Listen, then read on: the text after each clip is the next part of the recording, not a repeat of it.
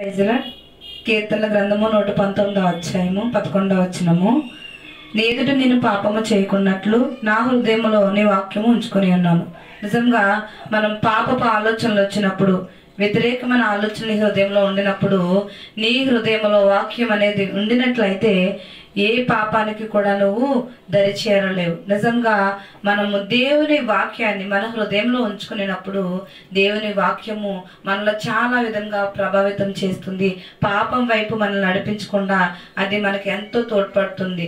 ఒకనొక సమయంలో ఒక సహోదరుడు నాకు వాట్సాప్ మెసేజ్ చేశాడు. ఏంటంటే, అక్క నా కొరకు ప్రార్థించండి, నాకు వేరే వేరే ఆలోచనలు, పాపపు ఆలోచనలు వస్తున్నాయని చెప్పి రాత్రి 9ంటికి ఆ బ్రదర్ నాకు మెసేజ్ చేయడం జరిగింది. నేను చెప్పాను, బ్రదర్ మీరు వాక్యం చదువుకోండి, ఎక్కువగా వాక్యం మీ హృదయంలో ఉన్నట్లయితే అటువంటి ఆలోచనలకి మీకు ఎంత మాత్రం తావుండదు. దేవుడు మిమ్మల్ని ముందుకు నడిపిస్తాడు. ఎక్కువ ప్రేయర్ చేసుకుంటూ వాక్యం చదువు.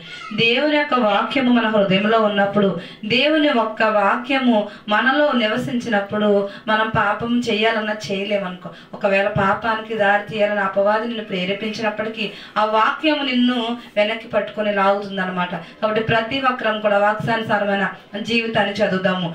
ఎప్పుడైతే వాక్యము నీ హృదయంలో ఉన్నదో అపవాదికి భయం పుట్టి వాడు వెనకకి మళ్ళుతాడు. వాక్యం అనేది మన హృదయం ఎప్పుడు మనం ఉంచుకుంటూనే ఉండాలి. వాక్యానుసారమైన జీవితం కలిగి ఉండాలి. ఉదయాన్నే లేచి వాక్యం చదవాలి, లేచిన వెంటనే వాక్యం చదవాలి. ఏ పని చేసినా మనకు పనులు ముగించిన తర్వాత బైబిల్ తెచ్చి చదువుతూ ఉండాలి. రెగ్యులర్గా మనం బైబిల్ చదువుతూ ఉన్నప్పుడు, వాక్యం మన హృదయంలో ఉన్నప్పుడు ఖచ్చితంగా పాపం నుండి మనల్ని పవిత్రులుగా చేసి మనము దేవుని యొద్దకు నడిపించేలా చేస్తుంది. God bless.